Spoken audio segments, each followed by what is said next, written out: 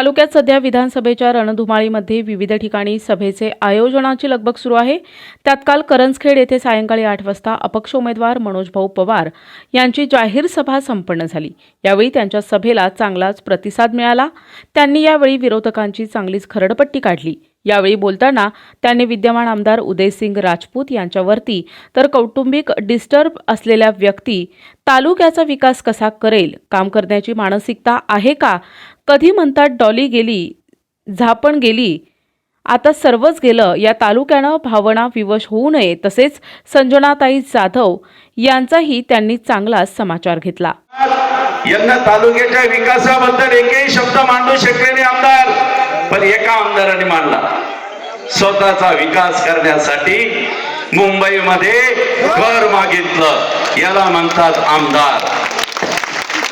बरं, एक दिवस सहज त्यांच्याशी चर्चा केली। पण आमदार साहेब, तुम्हाला लोकांनी खूप न्याय दिला हो, तुम्ही 3 वेळेस पडलात आणि चौथ्यांदा तुम्हाला आमदार केलं, मग तुम्ही तालुक्याच्या विकासाबद्दल का तुम्ही बोलत नाही, का तुम्ही भांडत नाही? तुम्हाला किती संधी या तालुक्याने दिली। तर काय म्हटलं माहितीये का ते? म्हणे मनोज भाऊ, माझी काहीच चुकी नाही। मी आईची शपथ घेऊन लोकांना सांगितलं होतं की अरे बाबांनो, 3 वेळेस उभं राहिलो, पडलो, अक्षरशः माझी परिस्थिती खराब झाल्यामुळे माझ्या भावांनी घराच्या बाहेर काढलं की अरे बाबा, तू जर घरात राहिला तर आमच्या जमिनी कमी होतील आणि आमची परिस्थिती खराब होईल, म्हणून बाहेर काढलं। माझा पेट्रोल पंप गहाण पडला आणि मग मी चौथ्यांदा उभं राहिलो। तर माझ्या सगळ्या मतदारसंघाच्या लोकांना मी शपथ घेऊन सांगितलं होतं की अरे बाबांनो, तुम्ही जर मला निवडून दिलं नाही तर मी आत्महत्या करेल। बरोबर आहे का? मग तुम्ही मतदान कशाला केलं? मतदान कशाला केलं तुम्ही? तो मरू नये म्हणून, आणि मरू नये म्हणजे काय?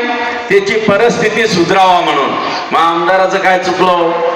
आपण मतदान कशाला केलं? त्याचं बरोबर म्हणणं आहे। तो आणि मनोज भाऊ, माझ्या परिस्थिती सुधारायला या तालुक्याने मतदान केलं, त्याच्यामुळे मी माझी परिस्थिती सुधारून घेतली। किती लोकांना घर भरणीला बोलवलं? नागातला प्रचंड मोठा बंगला बनवला, तुम्हाला घर भरणीला बोलवलं का? अरे, तुम्ही एवढं आत्महत्येपासून त्याला वाचवलं, त्याला किमान घर भरणीला तर बोलवायचं असतं तुम्हाला। अरे काय यार, खरं तर क्यू पण वाटते आणि इतकं वाटतं की सगळ्याला समोर घेऊन झोडावा। कारण ह्या तालुक्यामध्ये अरे तुला निवडून दिलेलं होतं लोकांनी, सामान्य लोकांचे प्रश्न मांडण्यासाठी, आणि तुम्ही काय केलं? अहो, ह्या तालुक्यामध्ये तर आता नवलच झालं। या तालुक्यात जे काही आमदार लोक उभे राहत आहे, त्यांच्या लक्षात आलं की हा तालुका भावना विवश आहे। आपण जर यांना कधी असं सांगितलं, जसं उदयसिंगने सांगितलं, तसं आता 10 वर्ष ज्यांना तुम्ही सत्ता दिली ते आमदार भी तुमच्याकडे येऊन गेलेत की नाही? तो अपना दिमाग काम करेगा क्या? पर इतना बड़ा तालुका तुम कैसे कह देते किसके ताबे में, जिसके पास औरत ही नहीं, कैसा काम करेगा आदमी? वो क्या ब्रह्मचारी है क्या? तर त्याच्याकरता आपल्याला नम्रतेची विनंती करतो की आपल्याकडे आपली स्वतःची बायको आहे, पोरं आहे, लेकरं आहे, त्याच्यामुळे डोकं ठिकाणावर राहील आणि मी सभागृहामध्ये सगळे मुद्दे व्यवस्थित त्या ठिकाणी मांडेल। आणि दुसरी गोष्ट सांगतो, एक भोकरदनवाले या ठिकाणी सत्ता मिळवण्यासाठी महाशक्ती या ठिकाणी उभी केलेली आहे। आणि जर कधी तुम्ही त्या लोकांची हुकुमशाही आहे साहेब, हा तालुका त्यांच्याकडे गहाण ठेवू नका, नम्रतेची विनंती करतो मी तुम्हाला।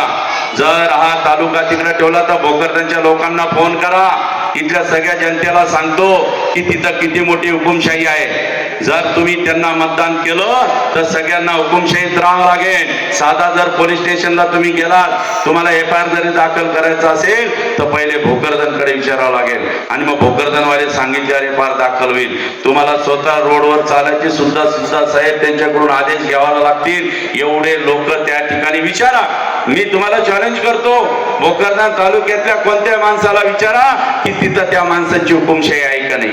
मग हुकुमशाहीमध्ये जगायचं का? अहो, ज्याच्याकडे बायको नाही त्याला निवडून द्यायचं का?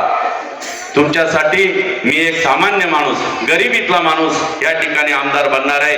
गरिबीची जाण ठेवणारा माणूस, गरिबीतले प्रश्न सोडवणारा माणूस तुमच्या समोर आहे. मी तुम्हाला नम्रतेची विनंती करतो, मी 10% जर स्वतःच्या रोजच्या उत्पन्नातला खर्च करू शकतो तर मी कमिशन खाईल का? 10% खाणारा माणूस मी नाही. मी हप्ते खाणार नाही. हप्तेने खाल्ल्याने डॉक्टर सुद्धा दवाखान्यामध्ये राहतील, शिक्षक सुद्धा शाळेमध्ये व्यवस्थित जातील. एक शिक्षकच्या ऐवजी 4 वर्गाला 4 शिक्षक येतील आणि सगळा विकास होईल.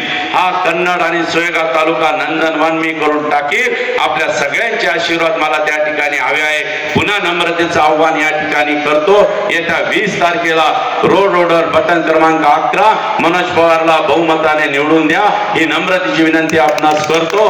2 शब्द संपवतो. प्रतिनिधी रवींद्र खरात, NTV न्यूज मराठी, छत्रपती संभाजीनगर.